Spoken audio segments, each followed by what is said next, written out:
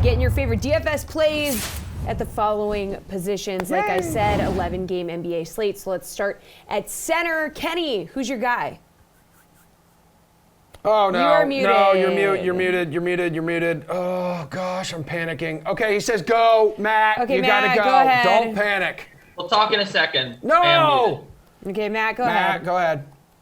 All right, I will go. So this is going to be an interesting slate because one, we don't know a lot yet. There's a lot of injury situations that will probably change some things later on. But the guy who seems like the value play, and he's a power forward and a center, is Jaron Jackson Jr. The Grizzlies don't have Jonas Valanciunas around anymore. They have Steven Adams at center, who doesn't do as much offensively, probably doesn't play as many minutes as Valanciunas was playing, but it's more about the usage. So there's just going to be more scoring to go around. And then Dylan Brooks is also out for this game. So as far as value plays, I think Jackson is one of the best for this slate.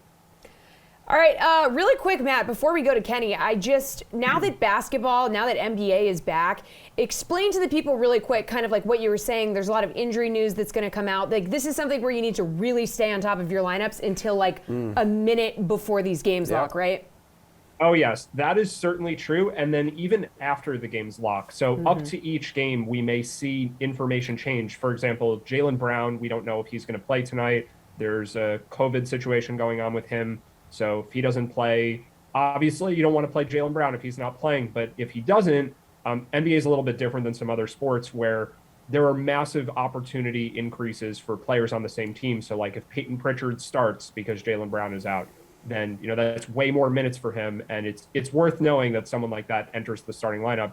But NBA news isn't like baseball where the starting lineups all kind of come out at the same time. NBA news is just whenever. So whenever the teams decide to tell us that there's a certain player in or out, that's going to have a big impact. So yeah, honestly, NBA is a little bit exhausting, but it's a lot of fun. Yes, got to stay on top of that stuff. Perfect time to remind everyone, too, if you follow DK Live on Twitter, it is one of my favorite follows. Seriously, the personality coming through that account on Twitter is epic, but also up-to-date updates with injury news around the association. Really, every league. All right, let's now see if Kenny is here to give his play at center. Kenny? Yeah, well, look, this is true that you have to look at the injuries when you're looking at this slate. I think Matt hit the nail on the head. And while the Raptors could just go with Chris Boucher, if they don't, I think that Precious Achiuwa is in a really, really good spot here, guys. $3,100, and whoever plays against the Washington Wizards, I think it's going to be in for a big night. When you look at their interior defense from a year ago, they got absolutely shredded.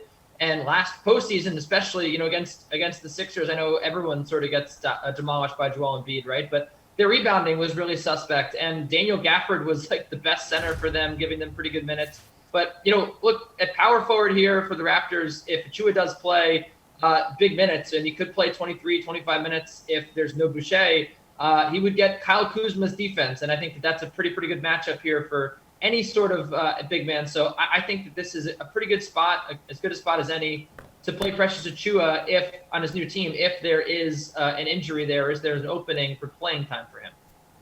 All right, cool. Let's go to favorite play at forward. Young Kenneth, take us away.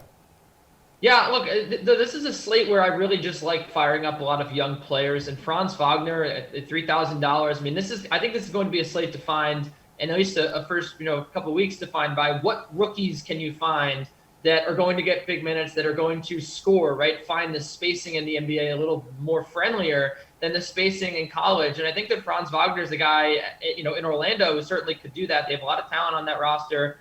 He can shoot the basketball. And I think this matchup here, with the Spurs, a team that was sort of middling in the defensive rankings last year, is a decent one. And again, it all comes down to the minutes here for Franz Wagner. And, he could easily see projection for 26 minutes.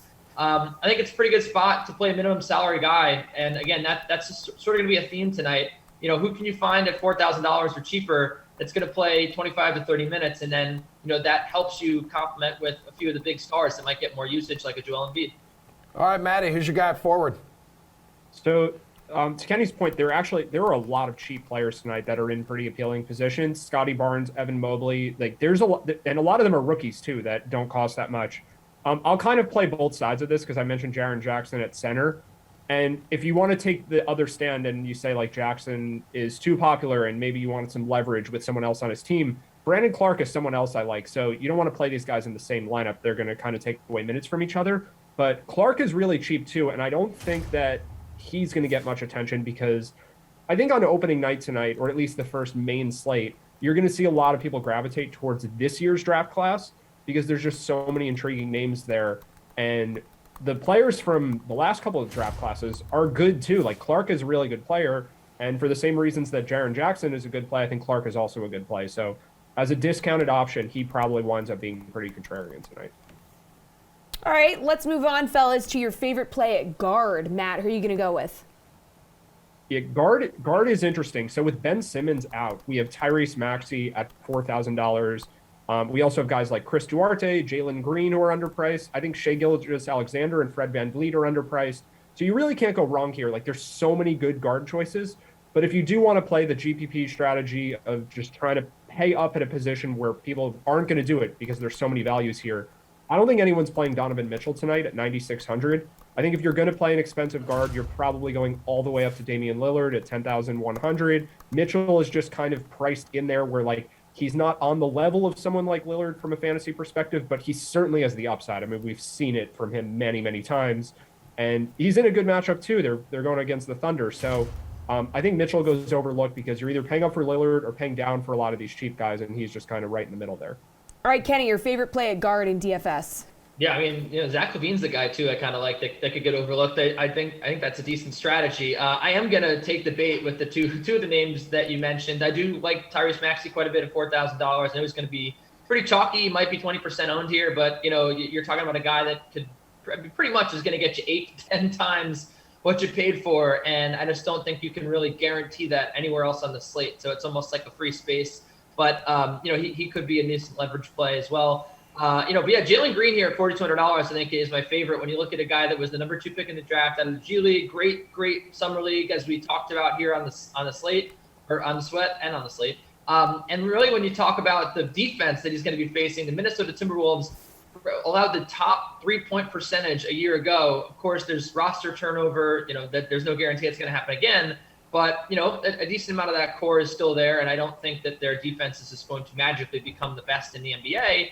So because of that, I think that Jalen Green here is probably going to be in line for a lot of minutes and a lot of shots. He's going to start. So I think that you might as well just fire him up here at $4,200. I think that's a pretty good cash game play.